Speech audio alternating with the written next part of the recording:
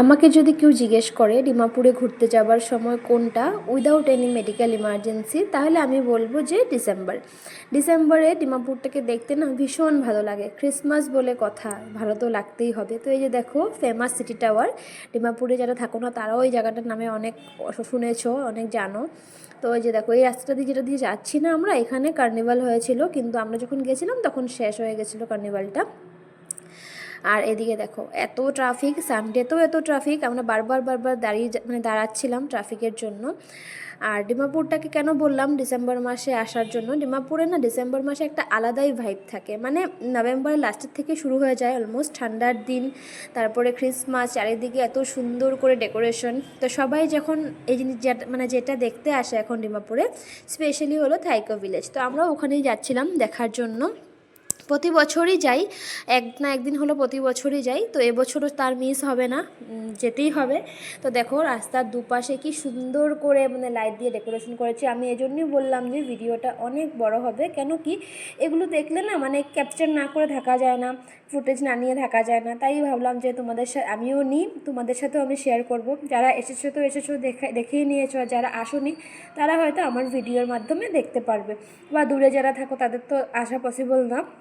তো দেখো আমরা এসে পড়েছি ভিলেজটাতে। আর জানো তো এই বছর না এই চার্চটার 75 ইয়ার্স কমপ্লিট হয়েছে, তাই ওরা আরও সুন্দর করে যতটা এফোর্ট দেওয়া যায় ঠিক ওইভাবেই ডেকোরেশন করেছে, সাজিয়েছে। আর এই ডেকোরেশনটা দেখতেই সবাই আসে।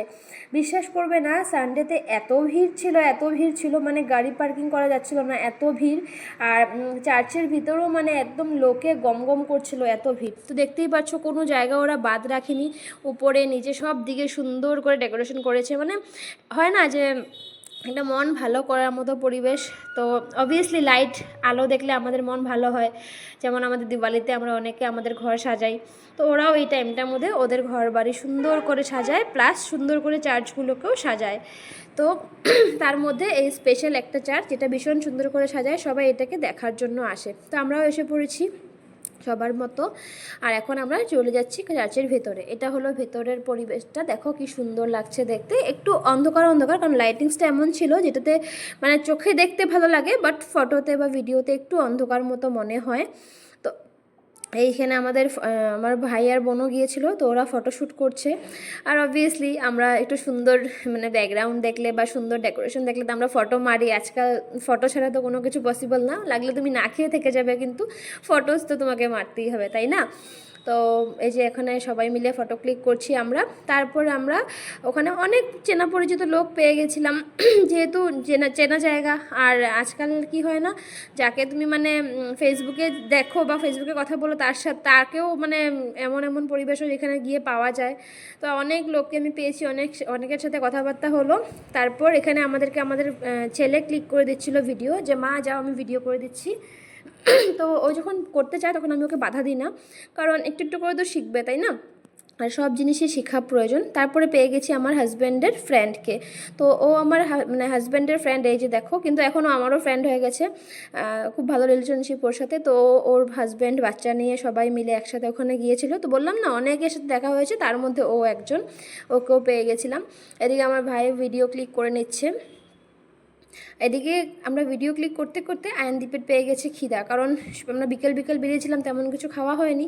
তো ওখানে কি খাওয়াবো, তারপরে ওর পাপা কোথায় খুঁজতে খুঁজতে ওকে গিয়ে চিপস টিপস এসব কিনে দিতে চলে গেছিলো। তো এদিকে আমরা এপাশে ওরা যখন চলে গেছে, আর আমাদের তো ফোন যেহেতু হাতে আছে আর স্টোরেজ যেহেতু আছে, তো ভিডিও করেই যাচ্ছি আমরা। এখানে চলছিল আমার ফটোশ্যুট, ভিতরে ঢুকে আমার ফটোশ্যুট, যদিও এই জায়গাটাতে ফটোশ্যুট করা অ্যালাউড না, তারপরেও আমি ঢুকে ফটোশ্যুট করছিলাম। দেখো দেখলে দেখতেই মন চায় যে দেখতেই থাকি, এত ভালো লাগছিল দেখতে। ক্রিসমাস ট্রিগুলো দিয়ে সুন্দর করে ডেকোরেট করে রেখেছে। তারপরে সব লাইটস চারিদিকে শুধু লাইটসই লাইটস, দেখতে ভালো লাগে, চোখে দেখতে ভালো লাগে, ফটো ক্লিক করতে ভালো লাগে। আর সবাই মিলে ঘুরতে গেলে এটা একটা আনন্দই আলাদা থাকে, তাই না? তো আমরা সবাই মিলে ভাই বোন হাজব্যান্ড ছেলে সবাই মিলে একসাথেই গিয়েছিলাম, তো ভালোই লাগছিল। তো এদিকে আমার ছেলে এসে পড়েছে, আর এদিকে আমি যে বললাম আমার বরের বান্ধবী, তো ওদেরকে বললো একটা ফটো ক্লিক করে দিতে, তো ওদেরকে আমি একটা ফটো ক্লিক করে দিচ্ছিলাম।